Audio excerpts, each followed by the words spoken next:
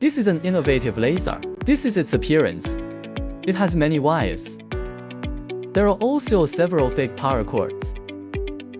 Then you may sometimes wonder how these wires connect into the system to enable it to control laser emission. Today I'll explain it to everyone. Wiring method of the innovative laser. Today I'll teach you wiring skills. First of all, don't be intimidated by these numerous signal wires. In fact, only 8 signal wires control laser output. They are modulation input plus and modulation input, respectively. 0到10伏 input 加 and 0到10伏 input.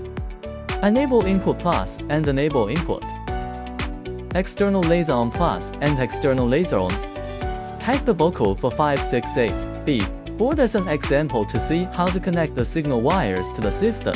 First, locate the modulation input plus and connect modulation input plus to P24 at the lower left of the board, and modulation input to P, namely PWM plus and PWN. Next, find the 0, 10 伏 input 加 and. Connect the 0 to 10 volts input plus to any DAL terminal on the board, provided there is no conflict with other DAL ports. Connect 0 to 10 volts input to DI on the board. Normally the wires should be routed through terminals, but we leave them exposed for demonstration convenience.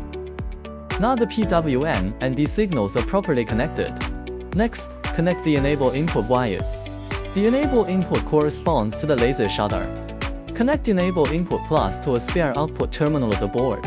Here, I connect enable input plus to a UT9 and enable input to 24 volts negative terminal. Bear in mind, never connect to random 0 volts. It must link to the 24 volts negative from the switching power supply. Next, connect the last pair, external laser on plus and. Before connecting the external laser trigger, prepare a set of relays. Its control logic: short the 2 terminals after laser power on. No voltage input allowed. Therefore, use a set of relays for transition wiring. First, pick an unused output port on the board.